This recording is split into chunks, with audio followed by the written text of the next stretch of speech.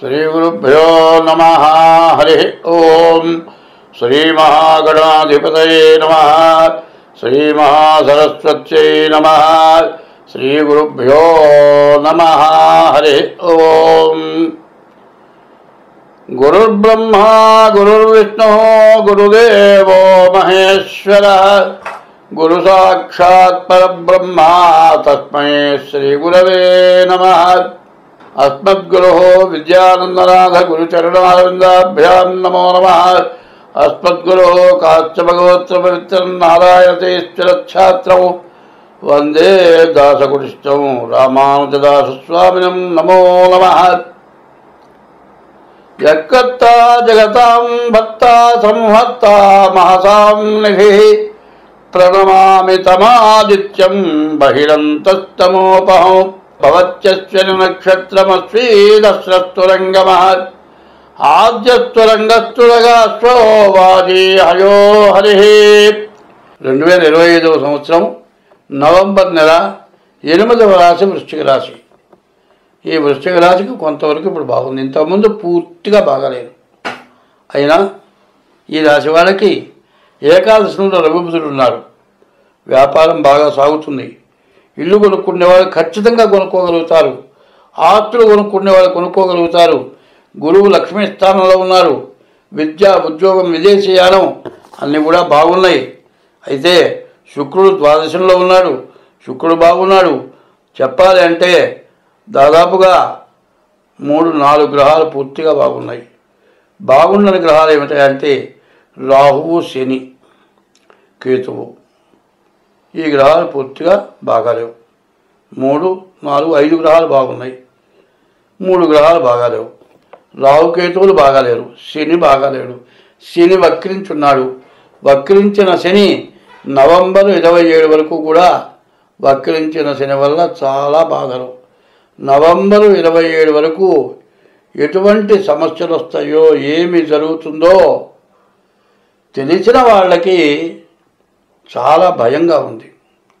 భయంకరమైనటువంటి స్థితులు వస్తున్నాయి.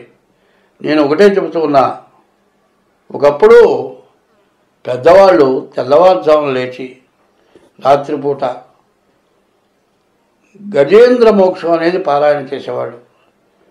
ఓపిక ఉన్నంతకాలం కూడా లేచి స్నానం చేశారు. అదే వృద్ధాప్యం వచ్చి కనీసం కాలు చేయి పనిచేయక పక్షవాతం వచ్చి లేచి కూర్చోలేని పరిస్థితుల్లో కూడా తెల్లవారుజామున రాత్రిపూట గజేంద్ర మోక్షం పారాయణ చేశారు. ఈ గజేంద్ర మోక్షం ఇట్లాంటి టైంలో చాలా అవసరం. ఈ పాపం పరిహారం కావాలి అంటే గజేంద్ర మోక్షం చాలా విశేషమైంది. ఈ గజేంద్ర మోక్షం పారాయణ ఎందుకు చేయాలి?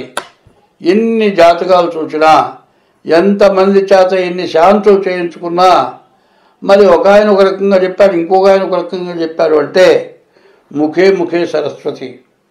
ఎవరు తప్పు చెప్పారని మాత్రం నేను అన్ను. నేను ఒక తీరులో ఆలోచిస్తాను, ఆయన ఇంకో తీరులో ఆలోచిస్తాడు, ఇంకొక ఆయన ఇంకొక తీరులో ఆలోచిస్తాడు. అన్నీ కరెక్ట్గానే ఉంటాయి. కానీ నీవు చేసినటువంటి పాపం నువ్వు ఎన్ని పూజలు చేసినా నీకు పోవటం లేదు. ఎన్ని చేసినా పోయినటువంటి బాధలకి గజేంద్ర మోక్షం చాలా ప్రధానమైంది. పోతన గారు మరి వ్యాసుడు గజేంద్ర మోక్షం మరి వ్యాసుడు భాగవతం రాశాడు. దాన్ని తెలుగులోకి మరి వ్యాసుడు రాసిన దానికంటే చాలా గొప్పగా రాశాడు పోతన గారు. తెలంగాణ బమ్మెర జ్ఞానవంతి అనే ఊళ్ళో పుట్టాడు. ఆయన భాగవతం రాయటమే కాదండి, ఆయన ఆ భాగవతాన్ని రామచంద్రమూర్తిగా కృతి ఇచ్చాడు. ఏ రాజులకి కృతి ఇవ్వలే, ఆ కృతి రామచంద్రమూర్తిగా ఇచ్చాడు. అది చాలా విశేషమైన ఫలితాన్ని ఇస్తుంది. ఎందుకంటే ఏ రాజుకో కవనం కృతి ఇస్తే దాని ఫలితం కంటే రాముడు చాలా గొప్పవాడు. ఎందుకంటే పసిపిల్లలకి నీళ్లు పోసేటప్పుడు శ్రీరామ రక్ష సర్వ జగద్రక్ష అంటారు. రాముడు అందరినీ రక్షించే కాదుట, సర్వ జగత్తును రక్షించేవాడు రాముట. ఆయన 18 అధ్యాయాల్లో ప్రతి అధ్యాయంలో కూడా మొదటి పద్యం రాముణ్ణి ప్రార్థిస్తూ రాశాడు.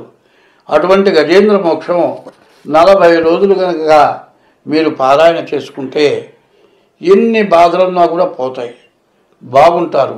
రకరకాలైన బాధలు, వ్యాధుల వల్ల బాధలు, కుటుంబం వల్ల బాధలు, పక్క వాళ్ళ వల్ల బాధలు, బాగుంటే మనల్ని బతకనీయకుండా మనల్ని చంపుతామని బెదిరించే వాళ్ళు ఉన్నారు.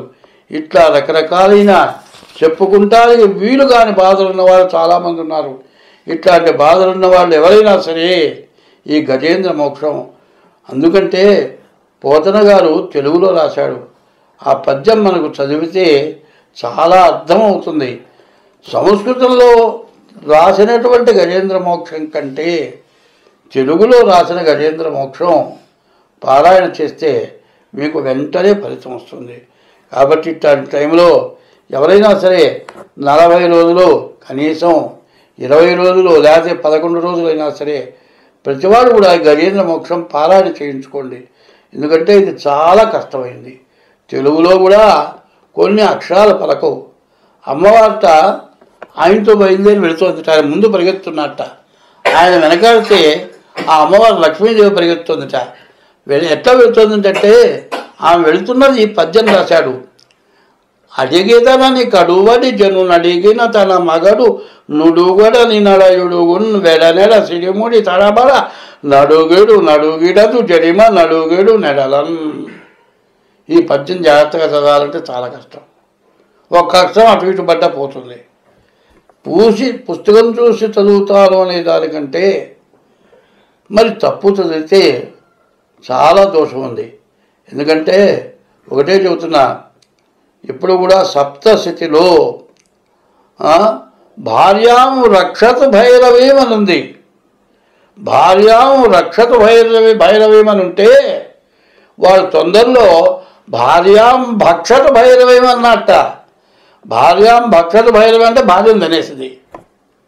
దేవుణ్ణి ప్రార్థించేటప్పుడు కూడా అక్షరం తేడా పడకుండా జాగ్రత్తగా, అవి తెలుగే కావచ్చు, ఆ అక్షరాలు జాగ్రత్తగా పలకాలి.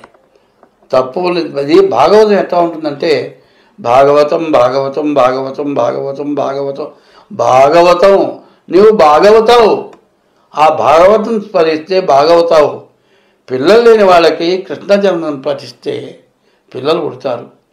పెళ్లి కాని వాళ్ళకి రుక్మిణీ కళ్యాణం పఠిస్తే మరి పెళ్ళి అవుతుంది.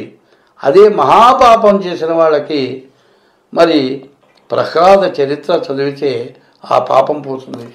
కాబట్టి ఇప్పుడున్న అవసరం గజేంద్ర మోక్షం చాలా అవసరం. ఈ రాశివాళ్ళు, ఈ వృశ్చిక రాశి వాళ్ళు ఇప్పుడు చాలా బాధలు పడుతున్నారు. ఇట్లా ప్రతి రాశి వాళ్ళకు కూడా ఏదో ఒక రకమైన సమస్యతోటి చాలా ఇబ్బందులు పడుతున్నారు. ఇప్పుడు విదేశాల్లో ఉన్నారు, వాళ్ళు వెళ్ళిపోమంటున్నారు. వాళ్ళు ఎట్లా రావాలి?